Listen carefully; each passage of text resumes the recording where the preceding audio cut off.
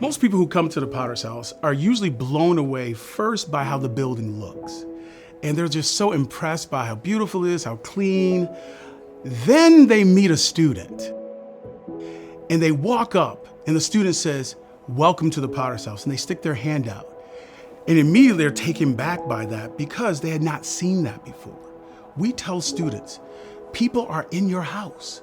Don't run away from them. Welcome them. For the thing they're going to remember is you about the Potter's House. Yes, we have lockers and they're beautiful and the aesthetic is beautiful. We have a gym, we have classrooms and beautiful furniture.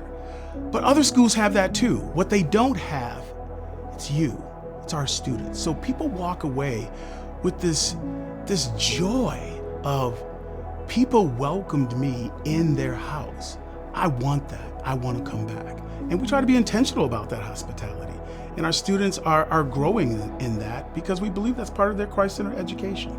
He kept telling me, "Mom, I want to go to a Christian school." And I was thinking, that's kind of expensive. When we went to church, we prayed about it. And there was two ladies there. And they said, "Well, there's this little school that just opened up. It's called the Potter's House. You pay according to your income." So I checked it out. And sure enough, and I enrolled him in the Potter's House. When they heard about, my children coming to the Potter's House, they also came and enrolled their children in the Potter's House. One lady, she had about six kids. I brought my two grandsons here. Now I have great-granddaughters here. One of the most important things for us was that our kids attend multicultural school. We looked into several different options, and together with our sons, we chose the Potter's House. We want our students to be educated to the highest level possible, but we also want them to be able to relate to people who have very, very little education. We want people to be totally given to the kingdom. Students were just willing to go anywhere in the world within 48 hours at the drop of a hat. We want to train people that are totally focused on following Jesus and are resilient and have the spiritual formation so that no matter what happens in culture, they're able to sustain their faith, which is no easy task, because we don't know if culture changes as much in the next 20 years as it did in the last 20 years. Who knows, They added to what we were doing at home. They had the same kind of values. It wasn't like when they were in a public school. You learn all this in church and then you go to school and then they're teaching you other things, When we teach them things at home, they reinforce them at the school. I'm currently serving as the middle school assistant principal. Our desire and our dream and hope for the middle school is that attention is definitely drawn to how are we intentionally forming our students spiritually, embedding into the day different ways that we could involve them into spiritual disciplines. Just like Wonder Academy, learning from our experiment there. The Wonder Academy is an interdisciplinary project-based learning opportunity for our 6th and 7th graders. We interact with the world in a holistic way. Instead of dividing them into different subjects in a compartmentalized way, could we bring the whole thing together?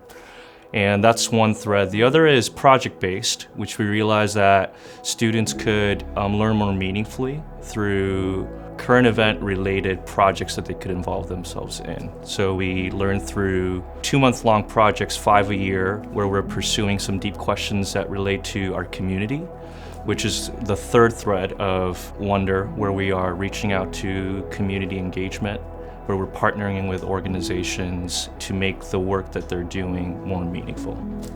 The high school has grown immensely since I've been here. When I first started here in the high school, it was around 40 to 50 students. We're still a small school, but we have around 240 students as of today.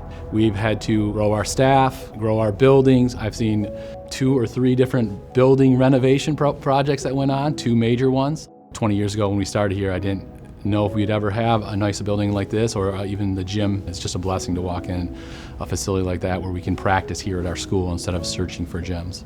One thing I've really appreciated about here at the Potter's House, being a little smaller school, kids are able to get connected and participate on a team, even if they've never really played before. They're able to start playing soccer and be part of that team and community. You know, it's been great to offer all these different sports, different athletes, and seeing kids participating in there that maybe wouldn't have a chance at another place.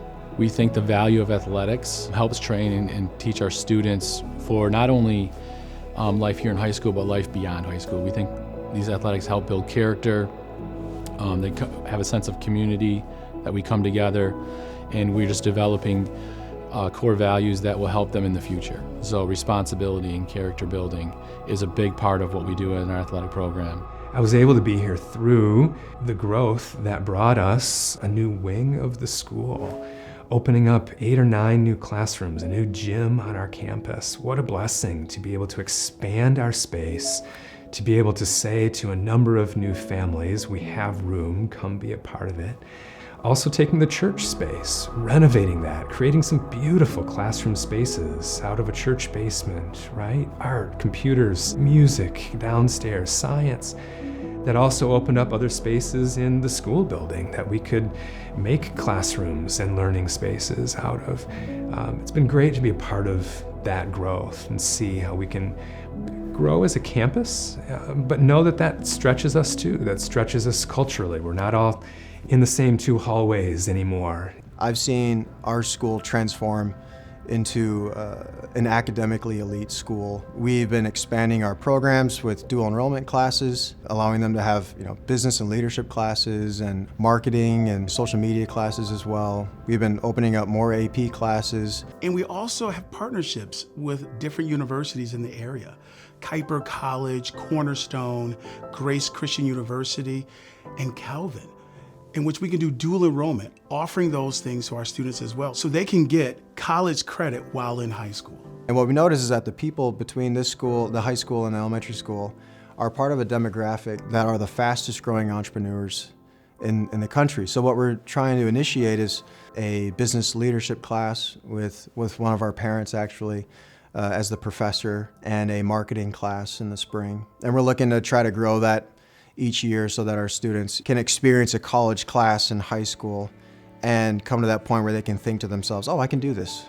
Because I think a lot of them being first generation high school graduates, and a lot of them never, not really knowing a lot of people who have been to college, they think it's like, oh, that's not for me, that's too hard, So we're trying to bring the college classrooms and different opportunities to the high school setting to allow them to visualize themselves in the future, and so that they can go down the paths that they want to serve God and society. I want to teach our students as they graduate how to handle their money well, how to handle insurance, life insurance, car insurance, when they buy their first house, homeowners insurance, how a mortgage works, just the common sense of not live paycheck to paycheck, save some money, pay yourself, save some money, and also, hey, are we giving? God has blessed us with this.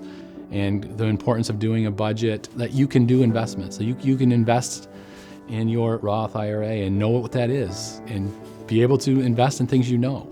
A student can come as a freshman in high school knowing little to no English. And they come to the Potter's House and we tell them, you're gonna be able to speak English in 5 years. We're gonna make it happen. You're gonna have summer school, we're gonna go through school and really help you speak English, because we believe it's a justice issue. But not only speak English and get into the Michigan Merit Curriculum, but we're gonna get you to college. You're gonna be the first, probably in your family, to attend college. So we've had plenty of students come with no English from Honduras or Rwanda or the Congo, and now they've been at Cornerstone.